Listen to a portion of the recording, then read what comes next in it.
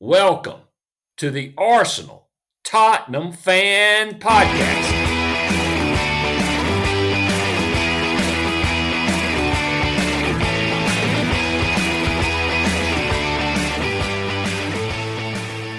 I am Cal Wood, resident Arsenal fan, and with me is my good friend and sometime nemesis, and unfortunately Tottenham fan, Rick Nelson. Rick, how are you? Miserable this weekend, Cal. Miserable. I can't imagine. You and Spurs Nation. Brutal, I tell you. Just so up and down. Yeah, if at least you're not a Pitt Panther and left out of the NCAA basketball tournament and then decline an invitation to the NIT. Okay. So your season is not over. I'm going to take your word for that.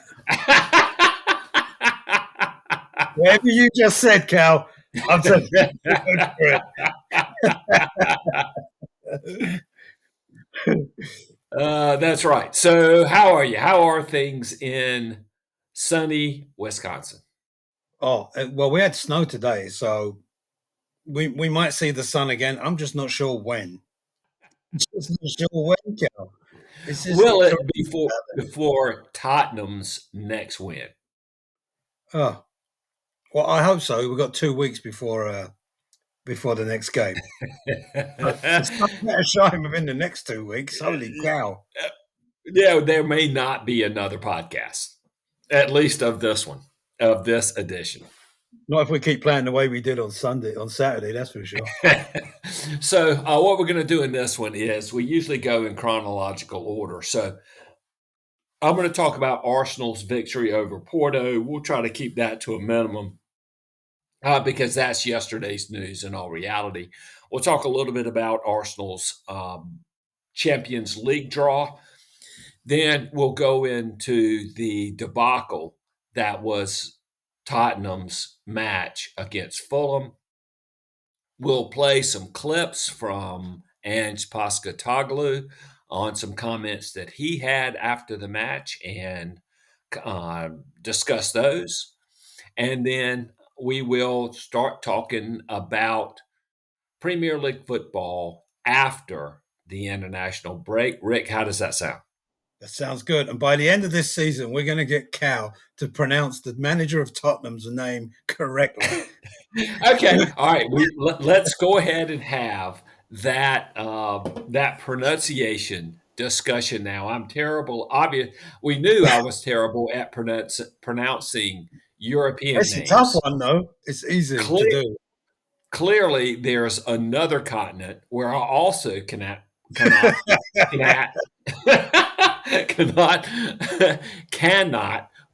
the names. So how do I pronounce it? It's a Greek name. It's Postecoglou, right? Okay, Postecoglou. Yeah. All right, it's easier than naming.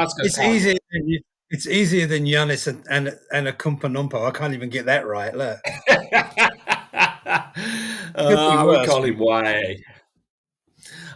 So it's Ange Postecoglou. Is that right? Close. Postecoglou? Postecoglou. Postecoglou. You know, this is going to be the clip that goes up. This is going to be the clip that goes up on Instagram, everyone, for sure. Well, I've already got it written down. So Postecoglou.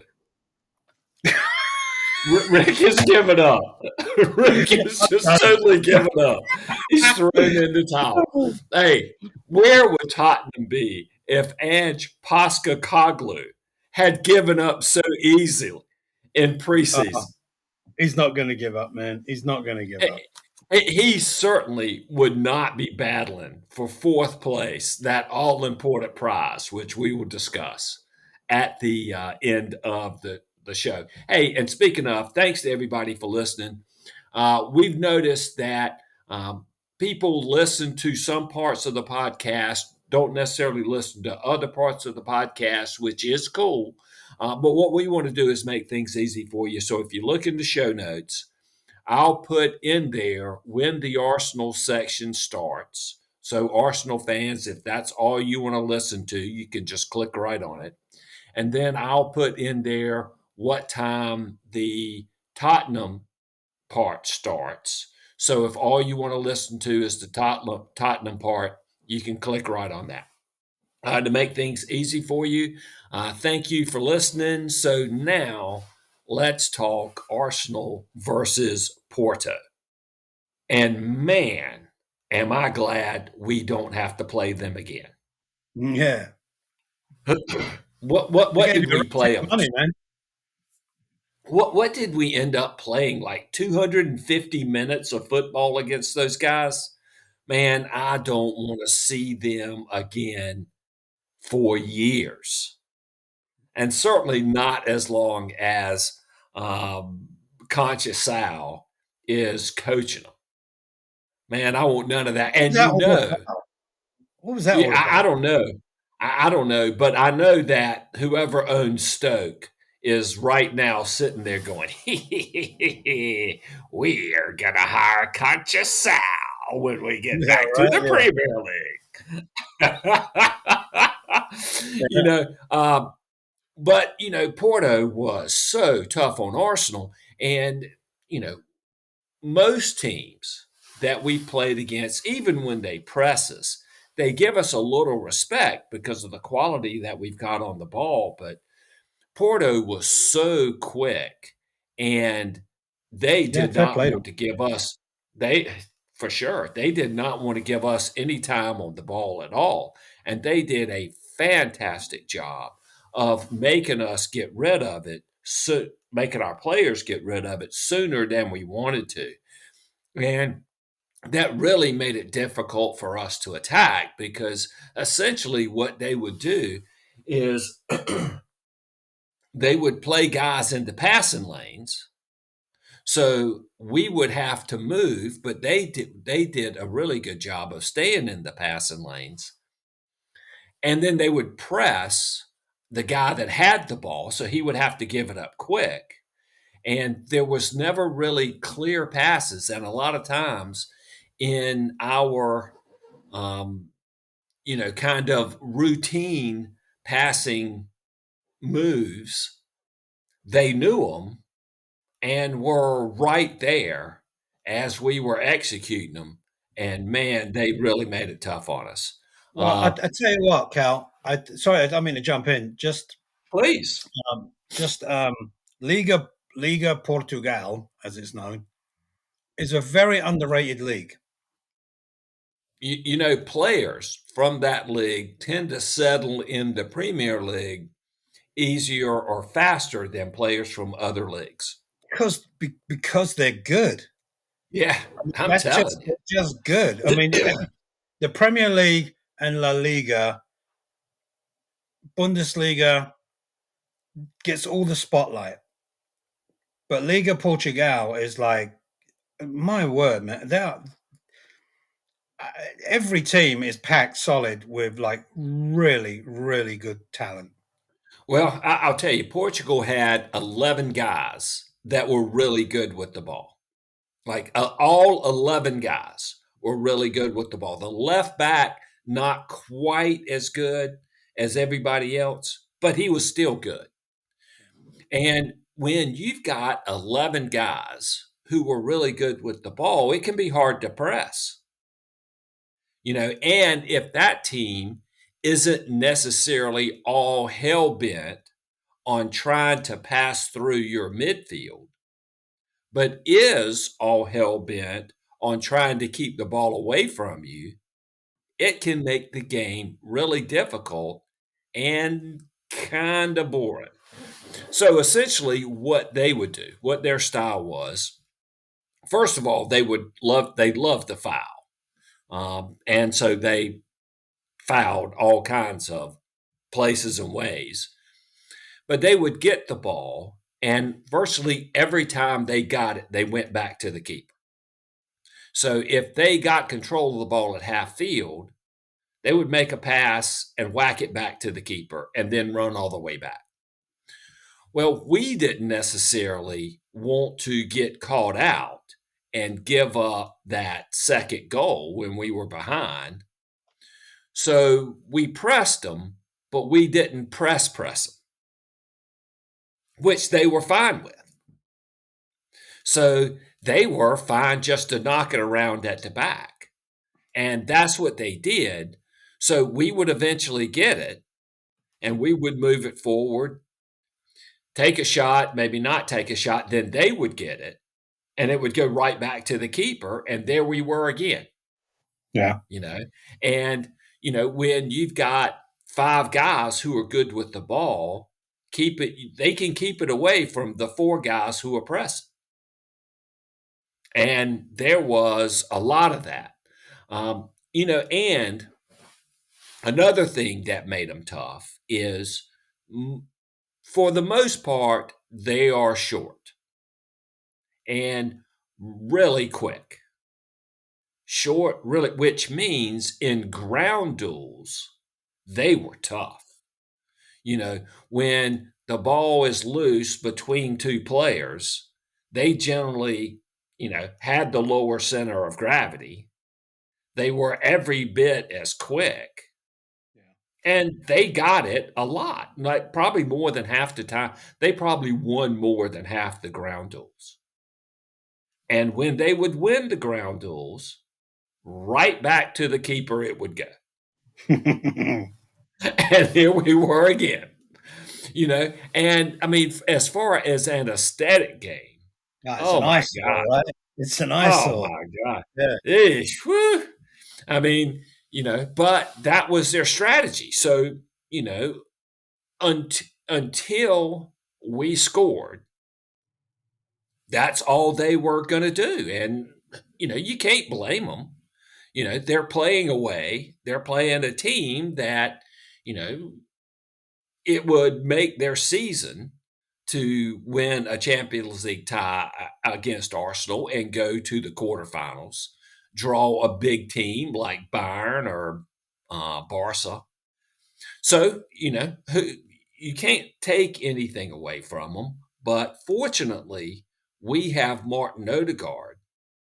And through one moment of sheer dancing, pixie like brilliance, he did his Peter Pan imitation kind of around their midfield and Looks like slotted a Peter through Pan. ball. Pardon me? It looks like Peter Pan. I know. I know. That's kind of where it was coming from. And slotted a through ball to Trossard. Did you see that move from Odegaard? Yeah. I I saw the mean, highlight. basically, I mean, what a move.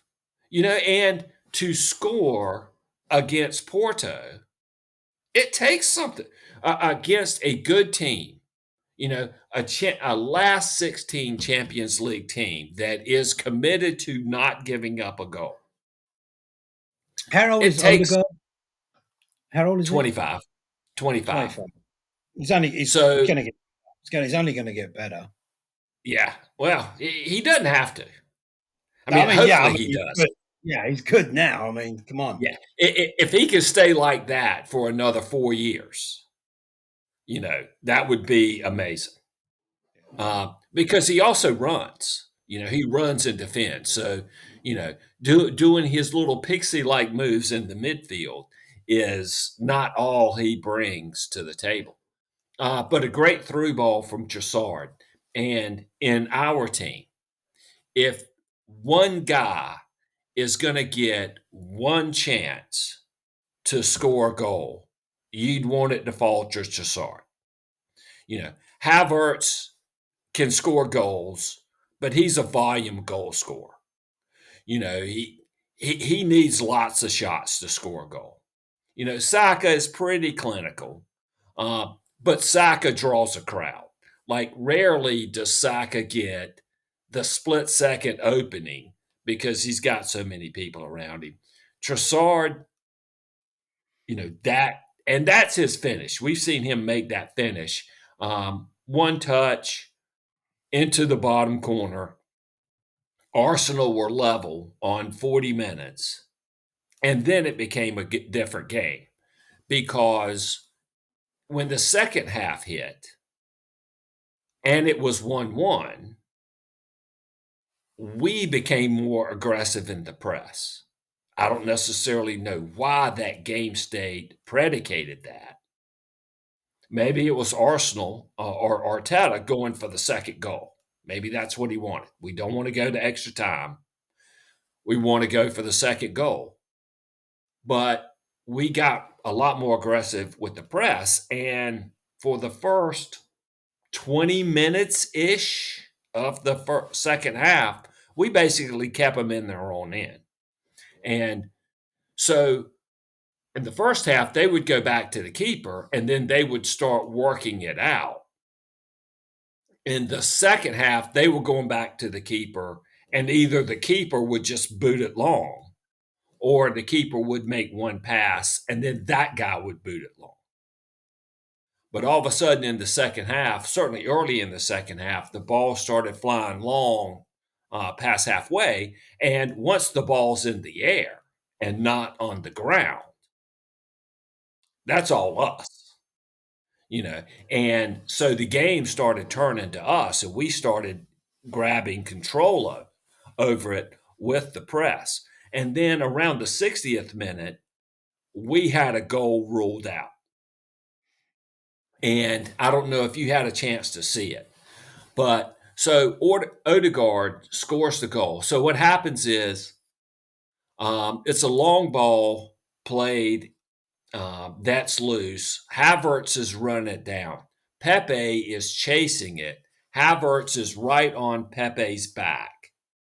Kind of like the mix-up between Van Dijk and who's Liverpool's keeper? What's his name again? Allison. Allison. Kind of like the mix-up between Van Dijk and Allison. Pepe runs into their keeper. The ball falls for Odegaard, and he just slots it in the back. And it took the ref about 15 seconds after that. And, you know, in that moment, 15 seconds feels like an eternity for him to blow his whistle. And he did, but he could not have seen a foul. He just did it because it was like, you know, a collision, and he couldn't tell. What happened is Havertz had Pepe's jersey, but Havertz didn't use the jersey to pull him back or to push him into the keeper. If Havertz doesn't touch his jersey, it's the same. Havertz was using his jersey more to stay up with him and stay connected to him than he was using it to influence Pepe's run at all. Yeah. And it was VAR that actually saw him having a hold of the jersey and upheld the call. There was no way the referee saw it because Pepe had his jersey tucked in and Havertz didn't have enough of it to pull it out. You know, so if you're not even pull the jersey out, you know, away from the body, you don't have it much. So there was no way the referee saw that. And that gets into how this referee refereed the game. So he was a good referee. I mean, this guy could be a good referee, but he refereed the game in the way that I hate to see games refereed, in that he didn't want his call to determine the game. He's like, I'm a referee. I don't want to influence the game. But when you do that, you let stuff go. And then you only quote unquote blow your whistle when you have to. But by definition, you're going to be biased in that way. Not necessarily toward a team, but it's not going to be a game that's going to be called consistently because game state, place on the pitch, there's all kinds of things that influence the referee making a call or not making a call, trying not to influence the game. You're a if it's a foul, call a foul. If it's not a foul, don't call a foul. Don't worry about the game state. Don't worry about influencing the game. Just see it and call it, or don't see it and don't call it. It's that simple. And to give you a great example, Bukayo Saka has the ball in at the Porto inline. So he makes a move to go past the defender, gets past him. The defender grabs him around the shoulders and swings him around. All right, so now the Porto guy is between Saka and the ball. Grab shoulder, swing around. They've now changed positions. Okay. So the Porto guy goes to the ball. Saka grabs him by the shoulders and does the exact same thing. Swings him around. It's like a Keystone Cops. Now Saka is between him and the ball. And the referee calls. And he called the one on Saka because now Saka is in the penalty box, and is attacking the goal. Where when Saka did it, it was out. When the guy did it to Saka, it was out, kind of outside the box, and not having that big of influence on the game. But just he fouled him, call it. He's like, it's not that bad of a foul. I don't want to give Arsenal a free kick that close to the goal because then that influences the game. So that was kind of how he called the game. And in this case, he couldn't have seen the shirt tug on Havertz. He just said, hey, there's a big collision there. I don't want that collision to be I don't want that to be the winning moment of the game. So he blew his whistle and he got bailed out by VAR because other than that, it would, he couldn't tell that it was Pepe that ran into the keeper. He thought it might have been Havertz, but it wasn't. He got bailed out by the shirt pull. He couldn't see. And not long after that, Havertz being a little frustrated. So the ball goes out of touch, and Havertz is chasing it down as he chases down everything. The ball goes over Conchesau. Havertz is going toward it. Conchesau kind of grabs it, but he kind of puts a knee up like a keeper does. You know how keeper put a knee up? He didn't bring it up much. Maybe he brought his knee, thigh high or something like that. And Havertz runs into it. And then he just two hands shoves him into the, that kind of down the thing. Well, Conchesau went bananas, after Havertz pushed him. And of course, the referee is jumping all in there to be like the peacemaker. And Havertz and Ben White are in hysterics as they're running back on the pitch about what Conchesau's doing. So it was starting to get a little tested out there. And it went to penalties. Over extra time continued on just like the game did. Not a lot there. We did one moment. We brought Jesus on for Jorginho, which I was surprised about. Of course, because Jorginho is a big penalty taker. He's taken them for us. He's taken them for Italy. He took them for Chelsea. He's a good penalty taker. So when you're kind of preparing for a game to go to penalties, I was surprised that he came off, but he did. And we brought on Jesus, who is definitely not known as a penalty taker. But Jesus had a fantastic opportunity to score and slotted it under the keeper and right between the keeper's legs. And somehow he got like a hair to it and kept it out. But that certainly should have been a goal. So it goes to penalties, and most Arsenal fans know, but Tottenham fans may not know. So Arteta being so detail oriented and focused had us like our preseason matches all went to penalty kicks, like no matter the score. we did a penalty shootout at the end of every match. Like we played Barca, beat them 5-3 in SoFi Stadium in Los Angeles. And then after that, we did a penalty kick for whatever they called that thing that, some of the Premier League clubs did in America. You got like 3 points for winning the match, and Oh, then a yeah. point a Yeah. point for winning the shootout, kind of a thing, whatever that was. So, because Arsenal wanted to do shootouts. So we did a shootout, penalty shootout after every game, every preseason game. So Arsenal had practiced for this moment. And I think another thing that was interesting about it, so when you looked at the teams as they lined up, the Porto team was kind of all over the place. All the Arsenal players were arm in arm or shoulder on shoulder, you know, all in a line.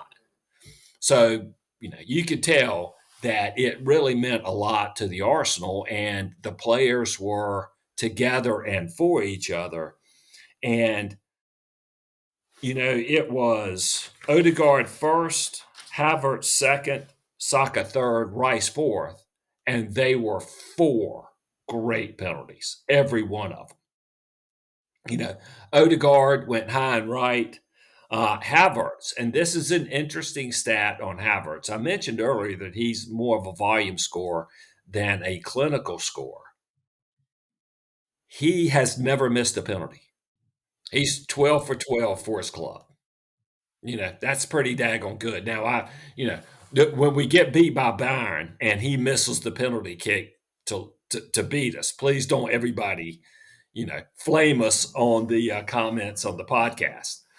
But yeah, you wouldn't think that he's that I clinical, might. but he is. Don't worry about the uh, listeners. yeah, But, Saka on his last five penalties has gone to the left of the keeper, and on this one he went to the right of the keeper. And then Rice, after the keeper's totally confused by Saka, just blasted it down the middle. Uh, and you've got to give David Raya credit for saving two penalties. And we could do the whole David, was it worth it to bring David Raya in? I think the answer now, I think everybody agrees that David Raya is the best keeper. And he saved two, got a hand to a third. So, and he had three saves during the match. So he had five saves in this match, and that's what got us to the Champions League. And you certainly have to give him man of the match for the five saves. Touched one. He also he led the game in progressive passing yards. He had five sweeps up, claimed across. What a fantastic game for him. And then finally, let me end on this. The sore loser award goes to Sergei Conchesau, who cried like a little baby after the game. Did you hear him? yeah, he wasn't happy with Arteta either, was he? Arteta, he said something about my mommy. Come on, man. And interestingly enough, Man City knocks him out. He says the same thing. Chelsea knocks him out. He said the same thing about Tuchel. You know, I mean, so, you know, fool me once. Okay. Sounds like his mum's got a reputation I was going to say, you know, or so, a thing or a thing for Premier League managers. right. It's, oh, maybe so. Let's Maybe not so. go there. Yeah. That's positive. So Arsenal on to the quarterfinals. Rick, what are your thoughts? Well, I'm just hoping that Harry Kane can continue his record-breaking goal scoring when you come up against Bayern. Well, interestingly enough, so Arsenal did draw Bayern. So the Harry Kane Invitational has been scheduled. And the first leg of the Harry Kane Invitational is at the Emirates. Uh, for Arsenal fans, there is a terror. It's going to be terror or ironic laughter. Like I, I was kind of into the uh, the tie. I was thinking Byron would be a good draw. Um, terror because you know at the end of the Arsene Wenger years, and when our last two Champions League experiences prior to this one ended by Bayern whipping our ass 5-1. Yeah, yeah, it's pretty bad. So, I mean, and we were totally outclassed. I mean, from the first moment of the tie, you could see that, we didn't belong there. You can So, see the headlines in the British red top papers already. Kane well, dive bombs the Emirates, right? well, that's the second aspect of it Kane is dropped bombs all over North London. the last thing that we're going to want to do is go out to a freaking Harry Kane goal. I Oh mean, yeah. that's like a fate worse than death. Well, for look, think of it like this: for Tottenham fans, it's kind of a somewhat catch-22, right? We don't obviously Mhm. don't want you guys to win, right? But Mhm. you beating Bayern would help in the coefficient for That's that right. for that fifth That's right. spot, right? That's and, So and big time. You know, yeah, I, I'm I still mean, going for you to get beat, and we'll take our chances with the coefficient. Thank you very much. well, another, on the positive side for Arsenal fans, not only can we erase the nightmares of the 2-5-1s, but we can end Harry Kane's season trophyless because they aren't going to win the league. They're 10 points Yeah, behind Leverkusen. there's a lot of like peripheral bragging They're they're around they're, this game. they're out of both cups. Yeah, This is he is his good. last chance. This is his last chance for a trophy. Yeah, And what more would we like to do than send his butt home with one trophy? And that one trophy is the Golden Boot Award in the Bundesliga, which is a cannon.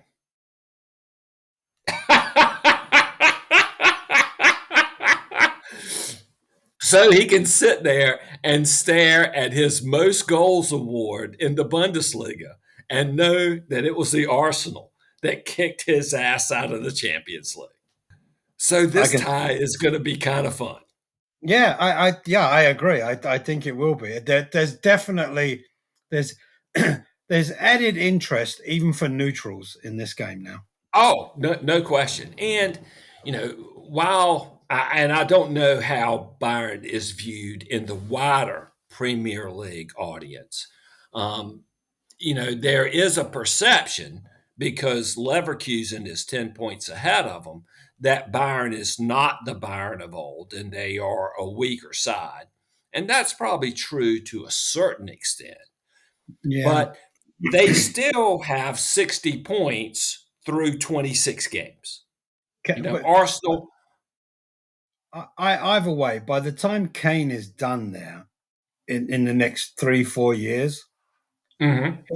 he'll have a boatload of trophies, even if it's Yeah, not this, even if it's not. possibly. Possibly. Uh, Arsenal has 64 points in 28 games. So Bayern is not that far off, if they're off at all, of the pace that Arsenal, who are leaders in the Premier League, are setting. So Yeah. it's really not that Bayern is that much worse. It's that Leverkusen is just unconscious. Leverkusen has not lost a match this year. This is Leverkusen are having their Leicester City moment. Uh, Whatever, even better than that. I mean, they are like 22 wins and 4 ties.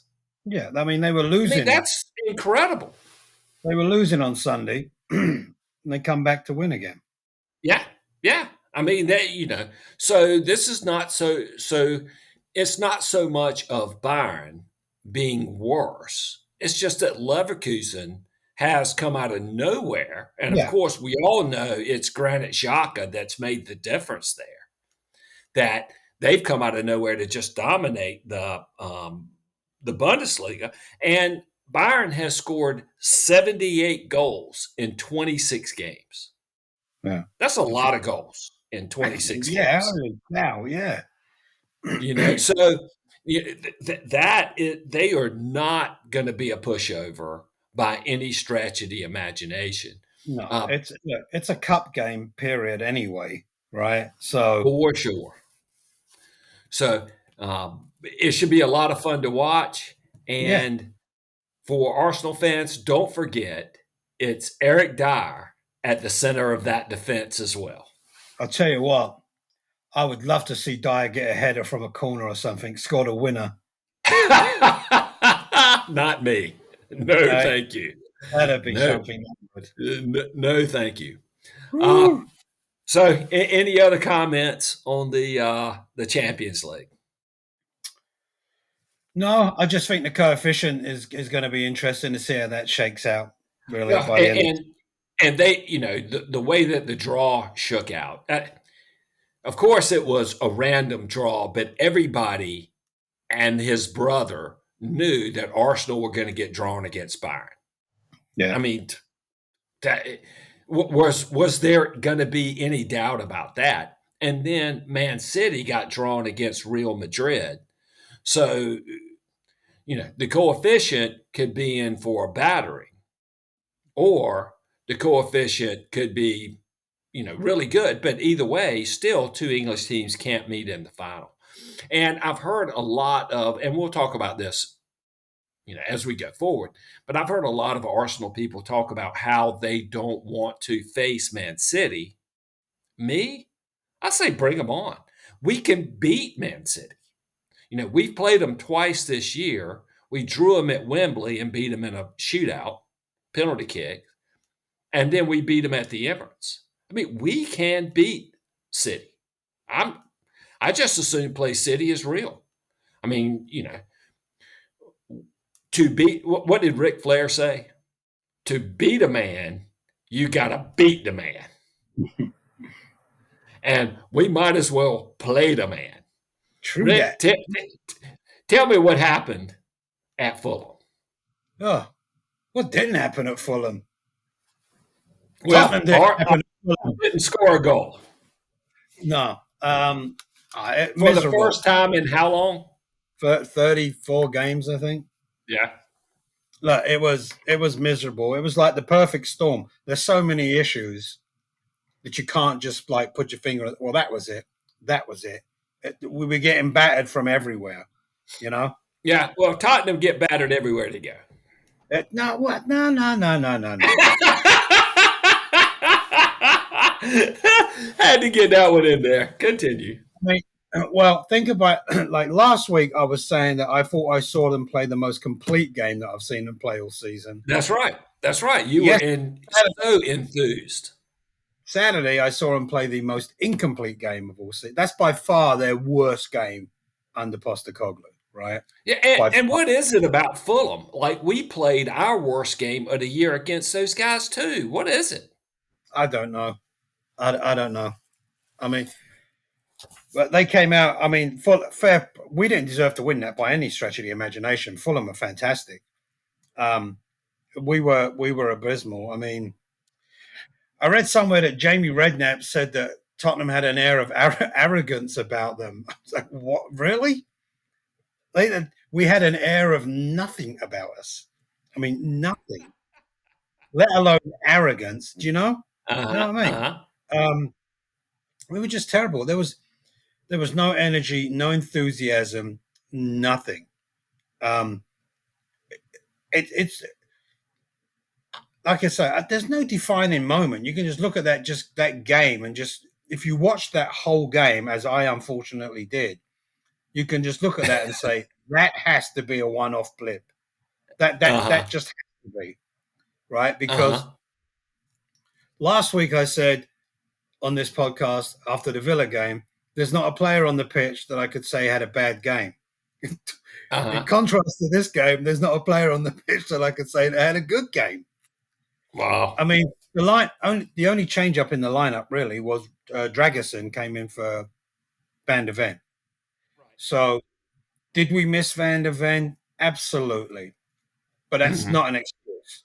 Do you think you missed him more from a leadership perspective, or do you think you missed the quality of his play? The quality of his play by far. I mean, I'm not going to Mhm. not picking on Dragerson. It's his first start, right?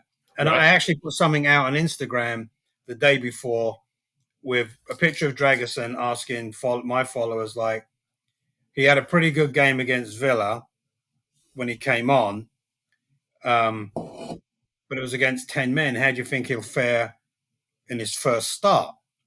You know, Mhm. um, and it was tough for him. I mean, he was at the thick of all three goals, really. Um, Well, and the striker that Fulham has brought in, the Brazilian guy, no, is Muniz, really good. Yeah, yeah, he's I mean, really good. yeah, I mean, he's been involved in the last 6 games. He's been involved in six goals, 5 goals and one Yeah. assist. Yeah, I think he is the leading goal scorer or goal plus assist guy of 2024. Yeah, I mean, it was an onslaught from the off. I mean, in the first 15 minutes, Vicario kept us in the game, and I kept thinking somewhere along the line here, Fulham are going to just like peter out a little bit, maybe. Mhm, Like mhm. the steam's going to run out, but it didn't. I mean, they overloaded the flanks on the wide outside, and really surprising for me. I know that Postecoglou said, "I don't change. This is how we play." But when something is, and I've always said on this podcast, I'm fully with him. I support him 100%. I think his philosophy will work over the long run. But you can still make a tweak in a game when you see something happening. Mhm, And it was blatantly obvious that we were getting beat on the wide outside all the time. mhm. Like even if you're not Well, into football, you could sit there and go, "Hey, those guys, the two guys on the end keep getting beat. Why is that? Because they're too far up. So why not just go to a regular back four and plug those holes for this game, right, right. just for this game?" Because, and I said it because you can see there's the problem. Let's sort it out right now. Uh-huh. But we didn't do anything, and we didn't make any changes until we were already beat. Right. We were already 3-0 when we started making the changes. The game was over. For It sure. was done and dusted and finished. So that would be my only beef. I'm not saying that he should have changed his philosophy. I'm Mhm, just saying that, like I've all said all the way along, you can support the manager, but you can still voice your opinion, right? mhm, And when you see something blatantly occurring in front of you, why not fix it right there and then, just in that game, mhm, right? And even if you fix it then for 20 minutes to get back in the game, and then revert back to the inverted fullbacks for the remainder of the game, mhm, but plug that issue, fix that issue there and then, even if it's only for 15, 20 minutes to get a foothold back in the game, mhm. you know.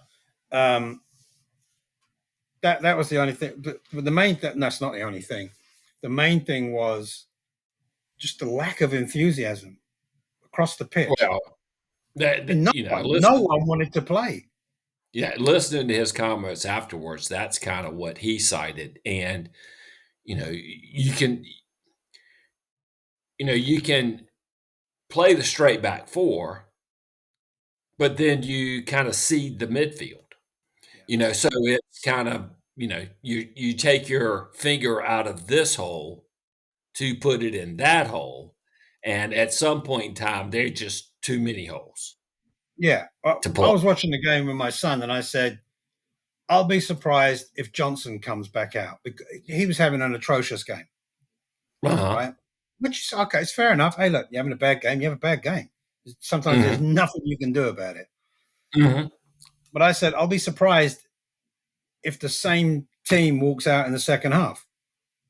Mhm. But the same team walked out in the second half. Yeah. It was just strange.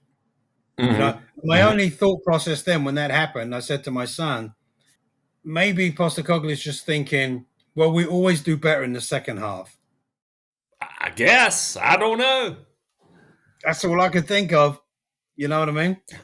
Maybe he was thinking it was a teaching moment. Yeah, look, I totally understand that he's all about when he's asked about, do you want to get fourth spot? He went, I'm not playing for fourth spot.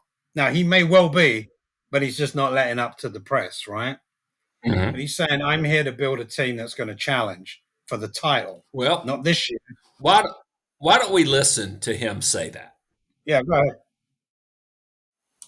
Respect of what the old Spurs might have been accused of, i.e., something in their grasp of it, fourth place, the opportunity to go fourth, haven't taken it. Is that an unfair accusation to level at your team? No, you can level any accusation you want. I mean, I get it, and I'm happy for people to run that sort of commentary because it just doesn't. It's meaningless to me. I don't see fourth as a prize. This club's finished fourth before. It's finished second before.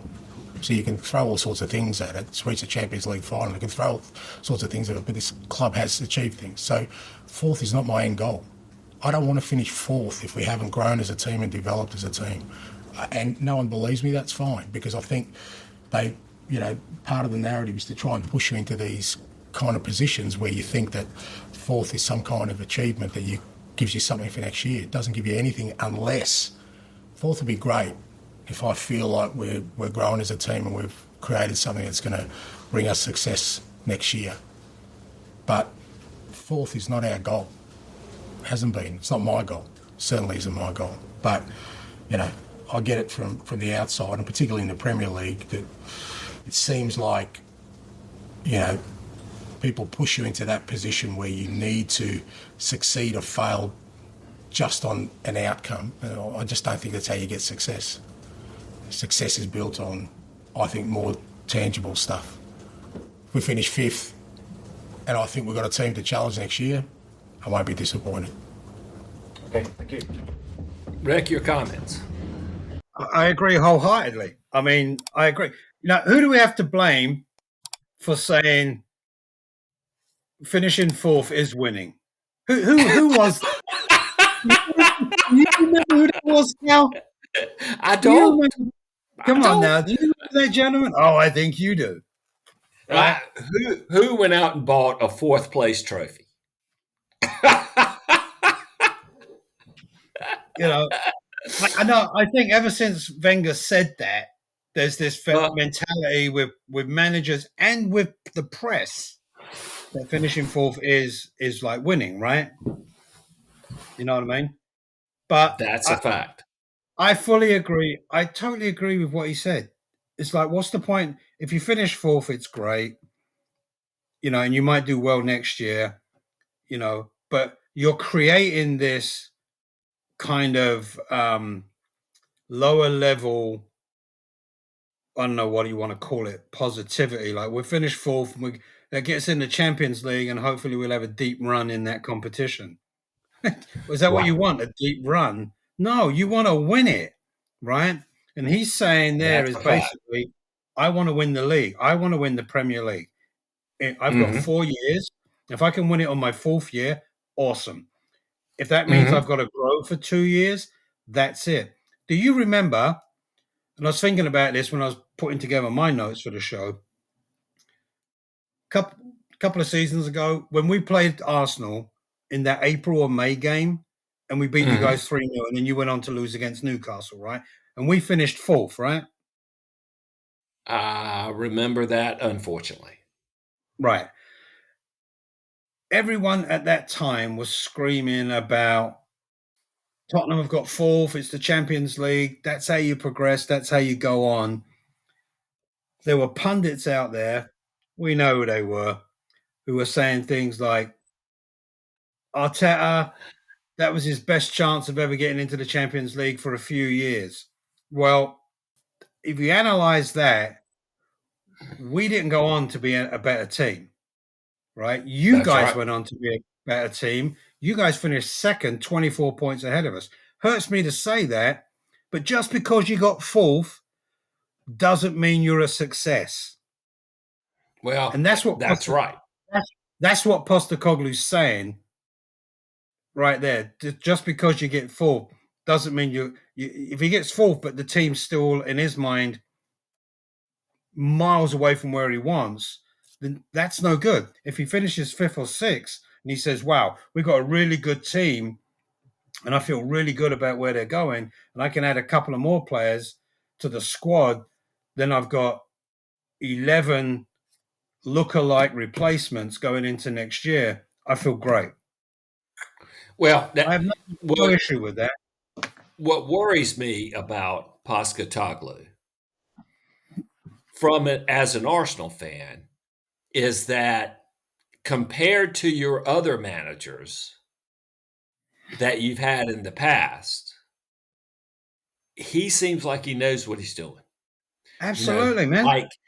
like he is process focused and not result focused. And when Arsene Wenger was talking about finishing fourth and how great it was, he was being result focused. And from being a salesperson, you know that when you focus on results and you lose focus on the process, you're going to have a bad year. You know that because when you focus on the process, you start cutting corners, you know, and Yep. you can't get that back. And you have to be process, process, process, and the results have to come based on the process.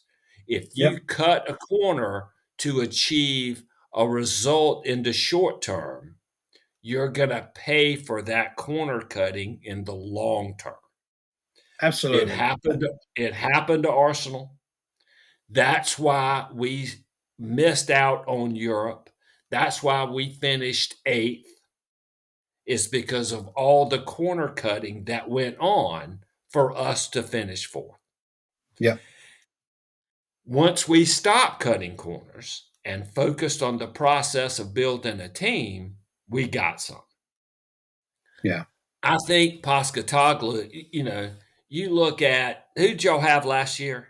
Conte and Mourinho. Are Yeah. there any two more result focused guys on the planet? I Yeah. mean, they will run a ship aground and kill 1,000 passengers as long as they get to the destination. Yeah. You know? Yeah. And That that ain't I what you agree with need. everything Postecoglou said. No, and I totally agree. I agree with what you're saying. I agree with what Postecoglou said. It's like he's telling the press, I'm not going to get drawn into that narrative that you want me to get drawn into by saying, yeah, we want fourth. Like I said, he may want that in Mhm, his own mind, right? mhm. Because it'll help attract players and what have you. But if his long term is that conversation he's having with Daniel Levy is, hey, look, we want to win the Champions League. We want to win the Premier League. And with the right Mhm. team, we can do it. But you got to ride along with me because we're going to have all the naysayers out there saying that this is Tottenham. They ain't going to do anything. They're not going to do that. Mhm. They're not going to do this. If they can get fourth, they should be happy with that.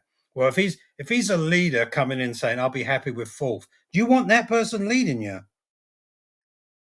Well, yeah, that exactly. And earlier in the podcast, you mentioned that you were surprised that the same team trotted out in the second half.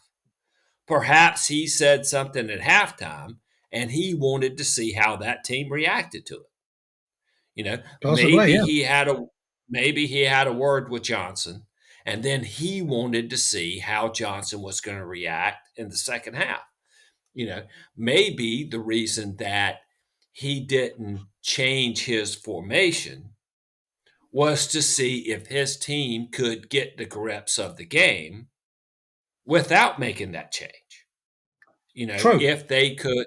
And so it sounds to me, based on those comments, like he has a larger goal in mind than beating Fulham. Like earlier in the press conference, a guy asked him if he was worried about the lack of effort and focus of the players. And he said, well, it's the first time all year. He said, if this was the fifth time, then I would be concerned. Yeah. But he said it's the first time. Yep. So again, to me, that speaks to a guy who is process focused more than result focused. And I think where your club is now, that is the way to move it forward. Yeah. And guys like us doing podcasts and the guys on the TV. Are there any other guys doing podcasts out there? Well, they're not as good, but there are other guys out there doing, and we're not focused on the big picture. We're focused on the game that was just played. Yeah. Right. For sure. You know what I mean? For sure. And that's the difference, right? I mean, and I can be accused of that. Like, football fans are fickle and they want instant gratification. We want to win every week. We want to win every week. And we want to win 4-0 every week. Right? That's right. We want to win everything. That's not reality. And that's why you need a good leader who's there to just like Postecoglou said earlier on in the season when we were winning, somebody said, do you think you should temper down these expectations? I mean, no, let them be happy. That's what football fans want to be. Knowing full well, the time will come when they won't be so happy. Let them enjoy it now. Well, that's right. I listened to a podcast today, and one of the questions was, if Arsenal finish second and get to the Champions League semifinals, is that a successful season? As a fan, will you think that's a successful season? And that's freaking hard. Yeah. I mean, I don't know if I would, and when you think of where Arsenal had come from to do that, how could you not be freaking over the moon with that? But on the other hand, that's a really good question, though, right? Now think about it, right? So think about that, right? So that's what Postecoglou's saying is, if we finish fourth, but I don't think we've had a good team, and I don't feel they played up to the standards, and I don't think it's good enough, then we've not had a good season, right? Mm-hmm. Football fans might go, "Wow, we got fourth, man! Woohoo!" Right? Because that's been drummed into us, right? Right. But at the end of the day, I'm in sales. You were in sales. We've all been there, right? My job is to bring money in. That's a fact, right? If I say to my boss, "It wasn't a great year," right? Wasn't a great year, but man alive, I had a really good time and I felt like we were pretty successful in some things. Is that good? No, it's not good. You're paid to get results, right? That's a fact. So when you look at football, at the end of the day, someone has to lose, right, in football. That's right. So if you don't win something, some silverware, have you had a good season, right? Yeah, that's right. Now, when you are not in Europe and you've come up from 8th spot and you grab a place, that's absolutely fantastic. But, from a fan's perspective, should we look at it like, man, we had a lot of great moments during the season. And we have had all kinds of enjoyment. And how many clubs get to celebrate the last game of the season. Mhm. I mean, think about it. One club wins the Champions League, one club wins the Premier League, and one club wins the FA Cup. Yeah. Last year, Yeah. City was all of them. So is everybody in the Premier League disappointed and bummed because City won everything? Right. No, that's part of being that's part of being fans. It's like, when you walk away from the stadium and you've won 2-0, or you've seen a really good game and it's 1-0, it feels like you just won the Champions League. It was exhilarating. that's right. That's And right. And that's what being a fan is about. absolutely. So, we have to enjoy the great moments as they come. And that's why we're a fan. Because if we are just, if we can only enjoy championship moments, our life as a fan is not going to be good. Right. You can go back to the first 10 games that Tottenham played. They were electric, right? The stadium was jumping. Neutrals, the papers, online, TV. Well, look at these guys. Look at this team. This is exhilarating. Mhm. It's a breath of fresh air. Fantastic football. Don't lose that because we've had this game. We report on it in a silo. It's one game. We have Mhm. to report on it. It was crap. It was bad. Luton's up next, right? On to Luton, That's right? that's right. That Right? that's I right. mean, so That's we have right. to And grab those moments and just cherish them, especially if you're a Tottenham fan. We have to cherish that's those moments. and our relationship with the club is not only about how about the play on the field and identifying with the club and the players in the way that they play and the results that they achieve during the season. It's also about how they treat us as a consumer. Yeah. Well, good, And good, and good. as a Go That's a good ahead. segue. Good segue. Uh-huh. Because Postecoglou was asked in a press conference recently what he felt about plastic fans at the stadium. Um, Uh-huh. And what's a plastic fan? so, according to the reporter, like a plastic fan is somebody that lives overseas and that just Okay. comes through the odd game every now and again, um, who's being um, coveted by the club more than their loyal supporters. Oh, So, you and I. how that came about was Tottenham put up their season ticket by 6%. That's pretty big, Okay. right? And it is a lot for a club that has so many outside interests, Yeah. And Arsenal's doing the same. right? Maybe Yeah, by more. Arsenal may be going up 10%, but go ahead. right. It is a lot, right? When you think some of these guys, some of the people there have been season ticket holders 30, 40, 50 years, right? Hmm. Um, and Tottenham's not got any shortage of outside interest, and by that I mean like stadium tours, going up onto the walkout onto the big arch at the top by the Cockerel, um, the F1 Formula driving, the concerts that are there, you know, and then coming back and then hitting the fans for 6%. But I think what really, really pissed everybody off was when they announced that they were also going to hit senior citizens, Oh, and the yeah. discounts senior citizens get. And that's where this comment arose during the press conference. Are plastic fans being more coveted? Because somebody, look, and I've done this, I was at the Man United game last summer, first home game with my son. We went in the shop, you know, we had a couple of beers and pie and food there. So we spent money in the stadium. Um, we paid exorbitant prices for our tickets to get into the game to begin with. So does that make me a plastic fan, even though I've been supporting Tottenham for 50 plus years, Right. but living in the States for 30 years?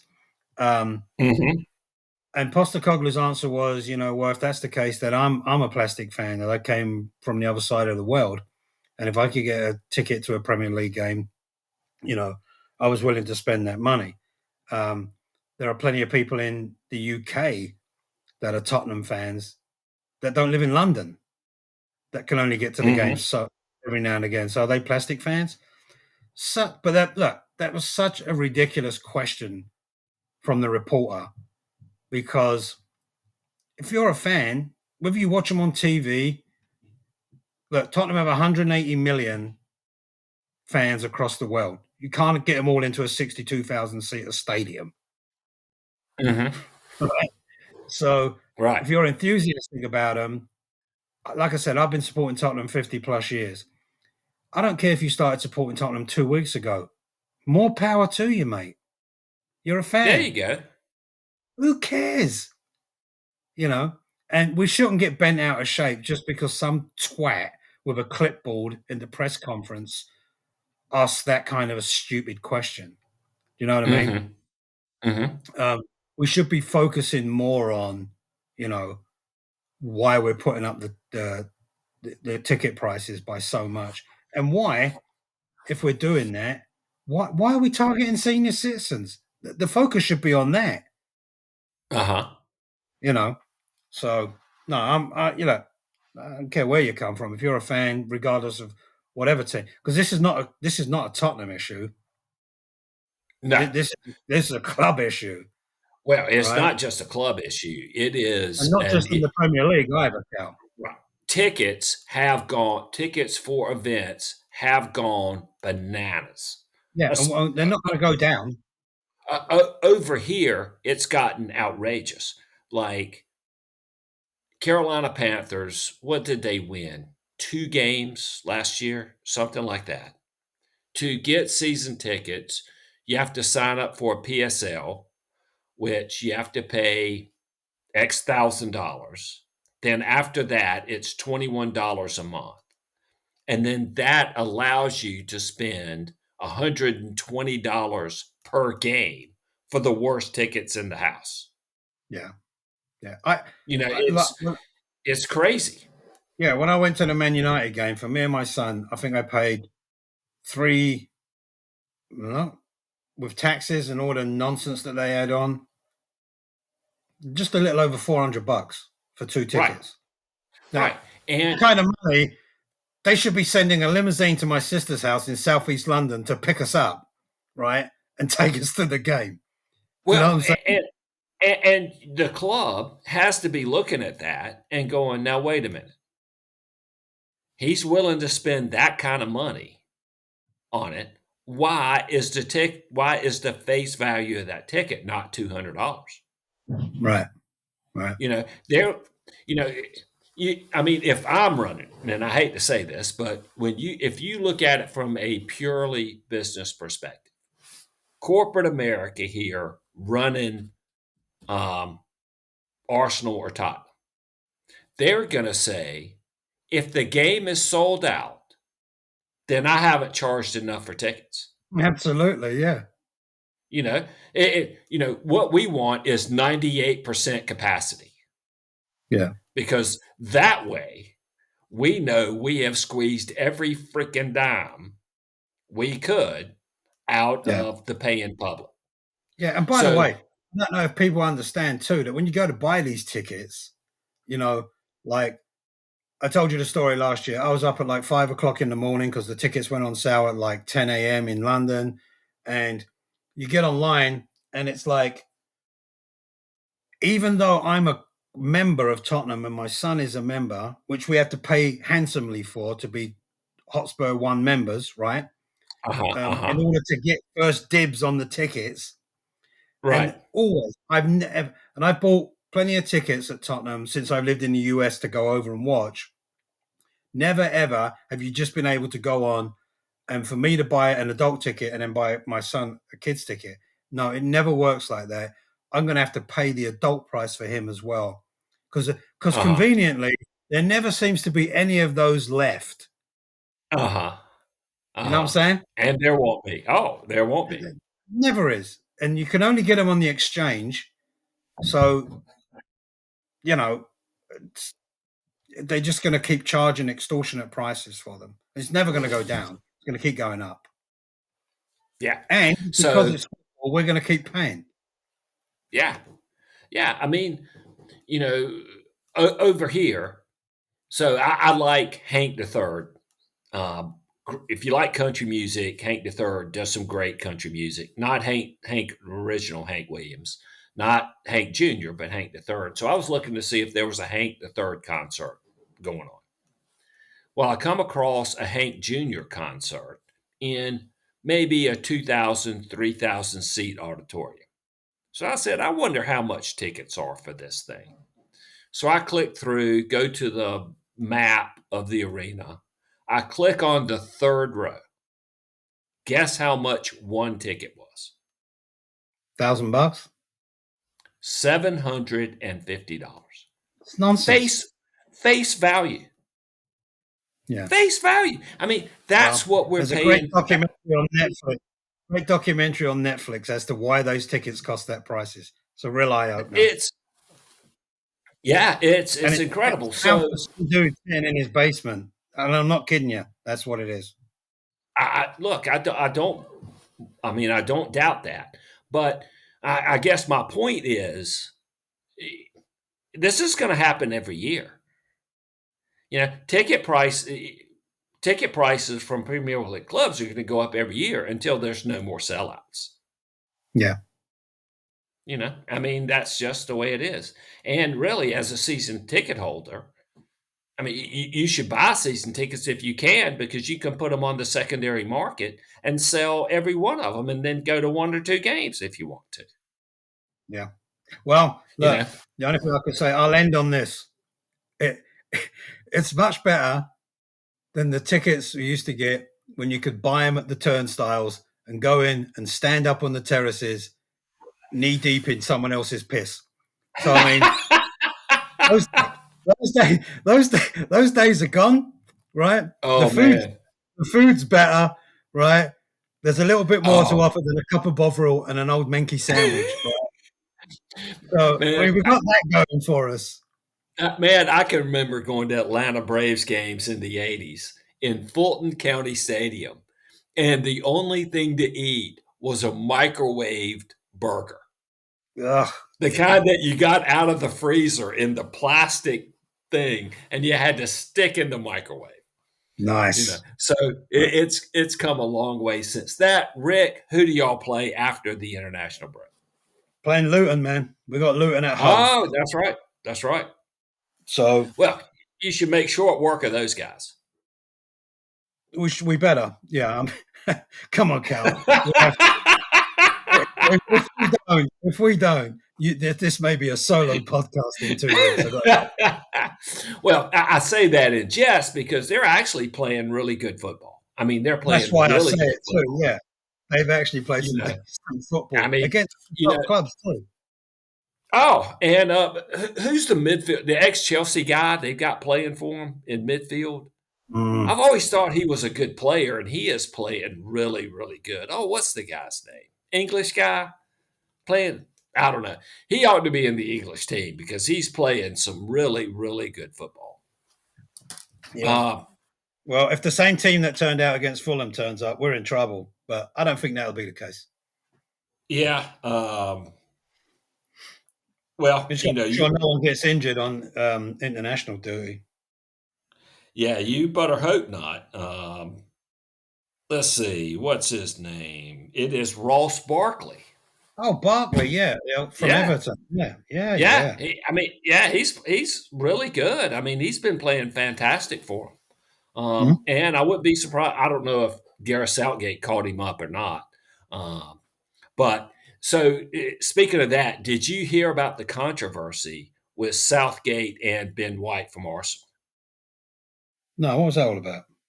Okay, so during the World Cup, Southgate calls in Ben White to play. I think called him in last minute. So he calls him in, And they are in a meeting. He's in a meeting with one of the assistant coaches, Steve Sampson, maybe. So they're in a meeting with the assistant coaches, and apparently this guy, Sampson, doesn't think White is taking it seriously enough and just dresses him down in the meeting in front of the whole team. Oh, that's nice. You don't do that as a part of World Cup preparations. I mean, so Ben White, being Ben White, says, F you. He gets on a plane and comes home. Yeah, I remember that. Yeah. Yeah, so that's why. Because he's like, fuck this. And who can blame him? I mean, like Ben White needs freaking England to make his career. He's doing England a favor by basically being an unpaid player for the English national team. I mean, every national team coach ought to be damn glad for every player that shows up and gives 100% rather than doing that bullshit. But so, as good as Ben White's playing now, I mean, he's the best right back in the league, or right at the best right back in the league, certainly the best English right back in the league. And so now everybody's asking Southgate, well, why isn't Ben White playing for you? You got the Euros coming up. Where's Ben White? So he had to finally come out and say, well, Ben White has decided not to play. We would love him to have him, but now he doesn't want to play, and left it at that. And that is absolutely disingenuous. And one reason why Southgate can't get the results from the team because he has piss poor man management.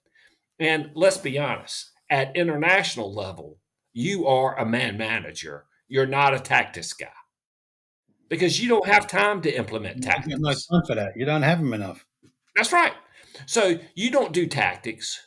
You motivate them. And if you can't find a way to relate to the players, you're going to be crap. And that's why Southgate has gotten the results that he's gotten since going to that Euro final. Arsenal has game of the year coming up after the international break, Man City.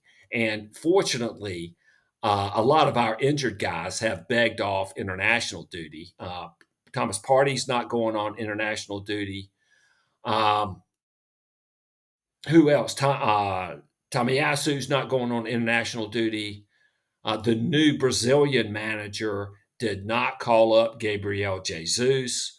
Gabriel Martinelli is not going on international duty because he's injured. Gabriel Malagaish is not going on international duty because he's injured. So we are going to have a pretty good contingent of players back at London Colony to prepare for Man City. We'll probably have maybe 7 starters away, so not enough to really put in any plans. But that's the game of the year. We'll focus on that more as it gets closer. But, we've, as I mentioned earlier, we've beat them at home. We tied them at Wembley and beat them on penalty kicks. We win the game. We put more than a game, more than 3 points between us and them. And our goal difference now is so stout, they're going to have a hard time overcoming that. Real good chance for Arsenal to put them into rear view. But as I mentioned earlier, and to quote my favorite wrestler, Rick, Nature Boy Flair, to beat a man, you got to beat the man. Beat the man. True that. Hey, thanks to everybody for listening. Really appreciate it. Don't forget to hit up the website, arsenalfanpodcast.com. You can find us on YouTube at just search Arsenal Fan Podcast on YouTube. We're getting a lot more YouTube followers, so thank y'all for that. Don't forget in the show notes, I'll put in when you can find the Tottenham part and the Arsenal part. Rick, you want to plug the Instagram page? Yeah, check me out on Instagram. I'm always putting some nonsense out on a daily basis. Arsenal Tottenham Fan Podcast at Instagram. Yeah, it's good. Check me out. Got a lot more followers on there. Thank you to Alabama Spurs and forget the other guys. But thank you. We're getting followers like almost daily now on Instagram. Really appreciate it. So if you were listening today, thank you for that. Awesome. Hey, thanks a lot. Don't forget to, and if you are listening today, don't forget to review us, rate us, and of course, subscribe to us. We really appreciate it. And as always, let's go Gunners! Up the Spurs.